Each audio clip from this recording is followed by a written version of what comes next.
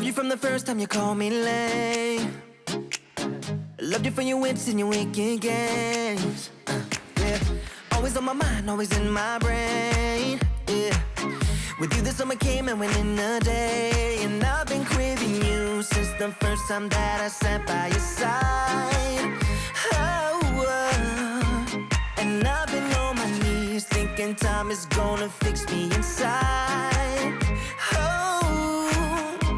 No, nothing's gonna make me forget.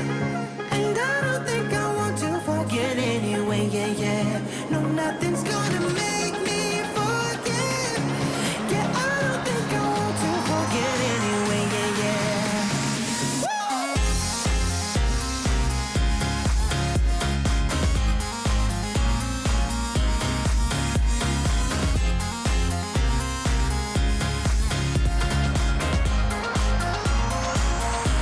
No, nothing's gonna make me forget. And I don't think I want to forget anyway, yeah. No, nothing's gonna make me forget. Yeah, I don't think I want to forget anyway, yeah. Creature collection games are nothing new to the gaming world, but ever since the success of Pal World and their emergence from the monolithic shadow that the Pokemon IP cast, albeit not unscathed, it has become apparent that the world is ready for something new. Games like Mongol Stardive, Azure Permalia, Tomo Endless Blue are on their horizon, ready to drop their take on the rising call for creature collection games. However, one game slid out of nowhere and threw their card down, proclaiming, "We're here to catch you all." That game is Aniimo, a free-to-play creature-catching open-world ARPG with PvPvE that plans to release on console, PC, and mobile in 2026. Plans to being the key takeaway here. I had the pleasure of getting my hands on the first public closed beta test and needed to see if it caught more than just my eye, but also my heart. Before we begin, I'd like to state, like always, this is a beta. Therefore, this is not indicative of the final product, as anything can change from now until release. The purpose of this is to provide you with an idea of the framework of the game, as that is unlikely to change given its beta status. The story starts off like you're an influencer invited in to tour an institute filled with Aniimo, aka creatures. The influencer theme doesn't die off, as you'll have to move into a larger city where you'll meet fashion bloggers and other content creators. But we'll talk more on the city aspect soon. You'll be faced with the choice between two Aniimo, which doesn't seem to affect your story at this juncture, but you'll be sucked into a tree and fight a giant Tuckin, who sounds basically like a musical breakdown when we're fighting it. It's kind of a bop.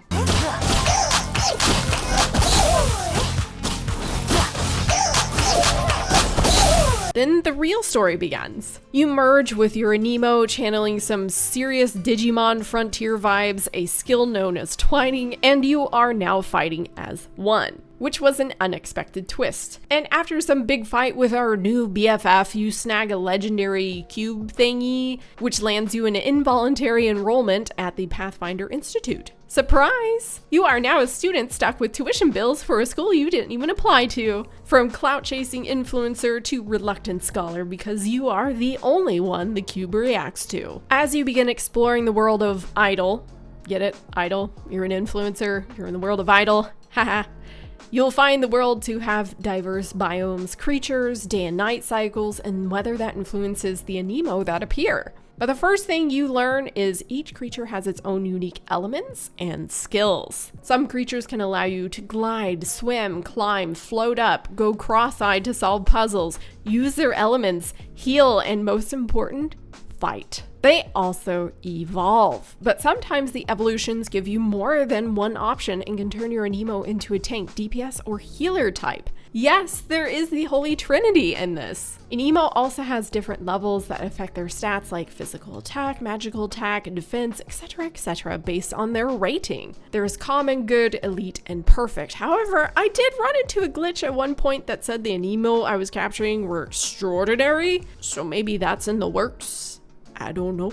The combat in the game is what I truly want to touch on because I think this is actually a lot of fun. You can tab between targets or even free aim and fight, and each creature fights differently, making the experience enjoyable or well, a little boring. For example, I had a ice crab that would just stand in place and punch at the enemy like Krabby that never learned Bubble Beam. Another Aniimo like my Scorch Howl would fly up in the air and come crashing down like a dang meteor of death. My Ignitus would fly about the battle, whirling around like a dang ninja. So depending on your Aniimo, your battle experience may be very different if you've twined with them. If you choose not to twine with your Aniimo, they can fight on their own while you just shoot little stars at the enemy. The only thing I'd really caution with this is that the AI of your Aniimo is really dumb, and they do not know for the life of them how to move out of red AoEs. So honestly, it was much better to control the Aniimo myself so they wouldn't die.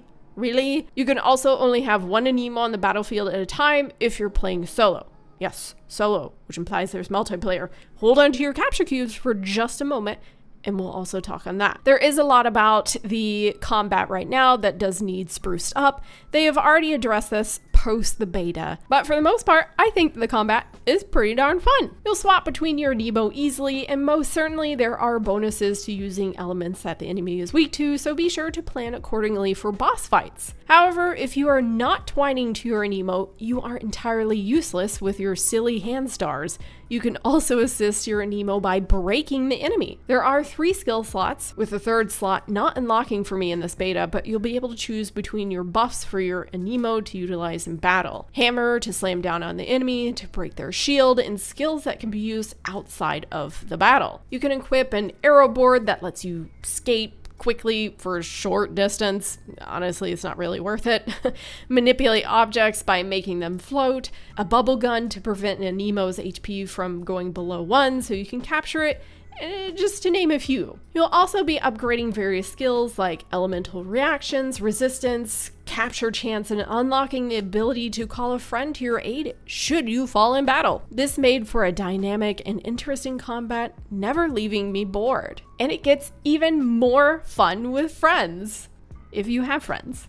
Otherwise, you're by yourself. There are various hubs like the Institute and the main city where you'll be able to see multiple random people roaming around and showing off their best Aniimos. However, in your own world beyond those hubs, the only time you'll see them is at campfires, typically before a large boss fight. When you leave the safety of the campfires, they disappear unless you're in a group together. Granted, I did get to fully test co-op thanks to Queenie. Co-op doesn't work that great if we're honest here, and I hope they work on it. Up to 3 others can join your world and explore with you. The issue is, even if you invite them to your group, you'll need to invite them to your world too. And if you go into a campfire together to heal or go to any hub whatsoever, it kicks them out of your world and you'll need to re-invite them again. This gets old fast. Otherwise, you'll pretty much do all content together except the story, which is a shame as co-op progression in games like Borderlands makes co-op serve a purpose. You can fight world bosses, capture Aniimos in one another's worlds, granted not the same one at the same time though, yes we tested this. Do a little event called Cultivation where you can spawn a ton of Aniimos in a little area so you can mass collect them and increase your chances of getting a shiny. You can do raids of up to 4 players together. Friends also come with benefits. Gaiety. Every day you can swap Aniimo with your buddy for up to 5 times and increase your relationship, and even give them special gifts that give them eggs. Yes, there is a functional egg hatching system present in game, but I don't see any options for breeding at this time. Only hatching eggs that you get from what appears to be an event, a shop, and just generally eggs you find around the world. One of the eggs that I gave to Queenie hatched into a shiny Audie, so I'm just saying, I'm kind of a lucky friend to have.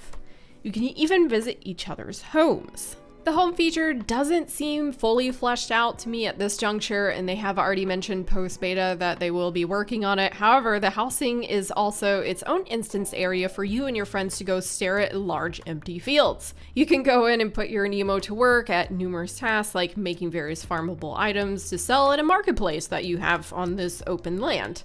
You'll also be able to make low-end anipods, aka your capture cubes, but you yourself will need to finish off the anipods before they can be used, so it's not really a fully independent task your Aniimo can do. A lot of tasks your Aniimo can't independently do, so it's slightly annoying. Also, I don't see a means of actually creating a house, which I would really love to do myself. so my friends can come stay in my cute little cottage and see my cute little Aniimo. I truly do hope they add more depth to the housing system, as it's a little dull and not super helpful at this juncture, and I didn't feel compelled to invest any time or energy into it at the end of the day. Luckily, I didn't have to stay at home and I could go out into the open world and explore, and that part was so much fun. There are puzzles throughout the world and even ruins that remind me a bit of Breath of the Wild, as you'll need to twine with specific Aniimo to clear puzzles and difficulties that are hidden within. At the end of each of these little solo dungeons is a lumen ember, a little glowy blob you'll collect throughout the world to power the branch of breezy plains, aka the first area that we had access to in the beta. Collecting these lumen embers allow you to unlock various boosts like increased capture chance, stamina, cultivation, which is where you mass capture Aniimo in a specific area 3 times a day, and I mentioned that before, but sorry, that's pretty much just it. And finally, unlock Prismana Weather, where a singular unique Aniimo spawns in a region of your choosing in a secret area you'll need to discover. I only managed to unlock the Prismana Weather at the end of the beta, but it was cool to see how different these Aniimo look. Each region has a list of Aniimo you'll need to discover and then capture, and even a boss to fight. The bosses of the area are actually quite fun. They'll have roughly 3 or so mechanics they'll cycle between until you get to the half health point, and then they'll potentially throw in one more just to mess with you. It's fairly simple, but it's still fun to do. How the bosses appear is also sometimes locked behind the story, so be sure not to skip that. But one boss, man, this was actually so cool, actually came in as a surprise. I was exploring an area with Queenie, just enjoying the night sky, watching a shooting star off in the distance, wondering if it could potentially have a drop of some kind, and, you know, wishing on it that we'd capture a shiny. There's a shooting star up in the sky. Ooh. Do you see that?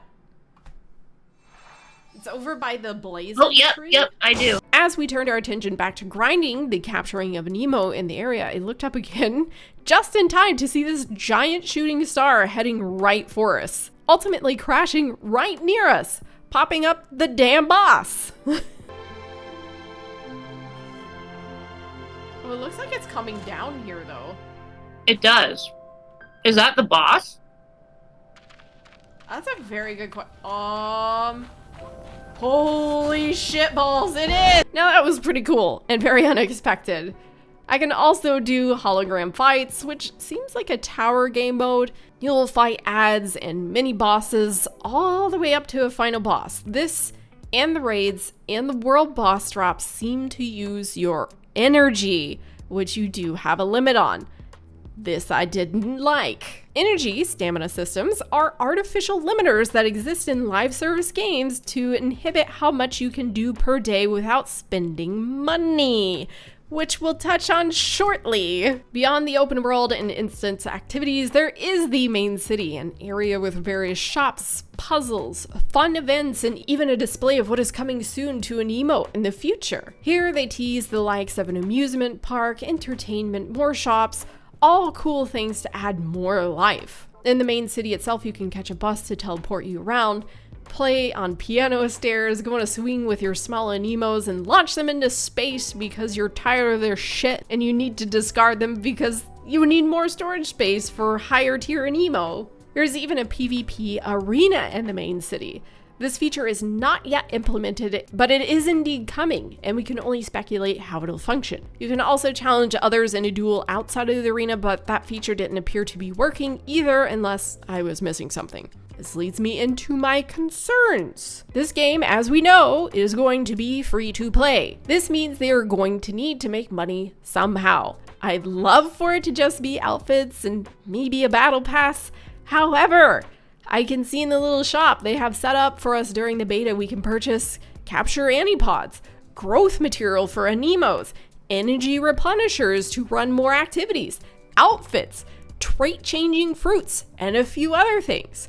With every PvP game, there is a chance of pay to win. Yes, even in a creature capture game. The fact that there is an energy system and pay to win items, if this can be purchased with real currency, is enough to raise a few concerns for me. And if I have concerns, I typically can't keep my mouth shut. It's the nurse in me. It comes out. The Aniimo team themselves reached out to STIX and I through email and offered us exclusive beta access as content creators to participate in their beta test, just saying, go have fun. Here's a key, bye-bye. We have the opportunity to take a first look and provide them crucial feedback that could shape the final version of the game, as all beta testers can do, and they made certain to point that out. I appreciate when teams are open and communicative with their community and take feedback into consideration. The team and I shared multiple email threads back and forth, and they were incredibly professional and friendly and provided answers to a lot of questions and issues we ran into, until I asked them something they just couldn't answer. I couldn't find any specific method in game with which there was gacha. Yeah, I do know there's a few concerns circling amongst people that there will be gacha in this game. Wanting to verify the chance of this myself before writing up a comprehensive video, I reached out to the same contacts I've been exchanging messages with to gain a more concrete understanding of the monetization. My question was, will there be gacha in this game? What will the monetization be? Because, well, this game is going to be free to play. How are we going to make money? What is the potential window for release? Admittedly, I didn't expect them to answer the final question beyond the very vague blanket of 2026 date, but I had to shoot my shot for Q1, Q4, Q3, 2026. I had to shoot my shot. Their reply, though, was disappointing to the other questions. They noted, look at the FAQs on our website. They claimed they were progressively releasing more updates, and if I wanted to remain informed about the game's development, that's where we'll find it. The site doesn't really answer very many questions. In my head, I also thought, so they don't want to tell me about their monetization. Okay, let me be a little bit more clear with my questioning.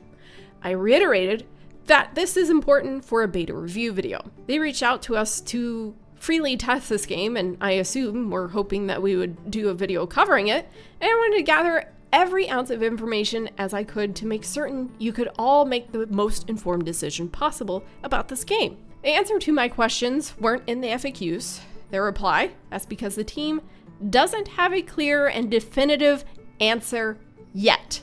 That's understandable. I don't and won't fault them for not knowing whether they plan on having gacha in their game yet or not, or a functional business model in any capacity beyond knowing it's just free to play. But their inability to give me a definitive answer is very telling in itself.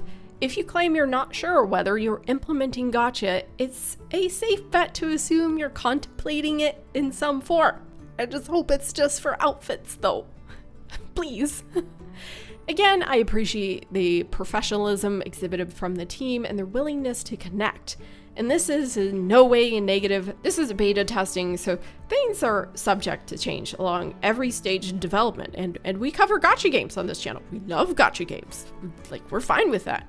But I'm also concerned that they have no idea how they're going to monetize the game this late in development, since gacha will need to be worked very carefully into the game as to not destroy it. With this in mind, if the Aniimo team would like to actually discuss what their plan is, we'd all love to hear it. Every single one of us. I just want to know if I should be super excited about this game or just excited just to go play it, I just want to know. Beyond that little debacle, the only other things I think need worked on is the text running too fast, which they already said they're going to be working on, the voice lines sounding like AI, which I think they're already specifically stating they will be working on, and generally a few tweaks to the Aniimo AI. All these issues they've already addressed post-beta.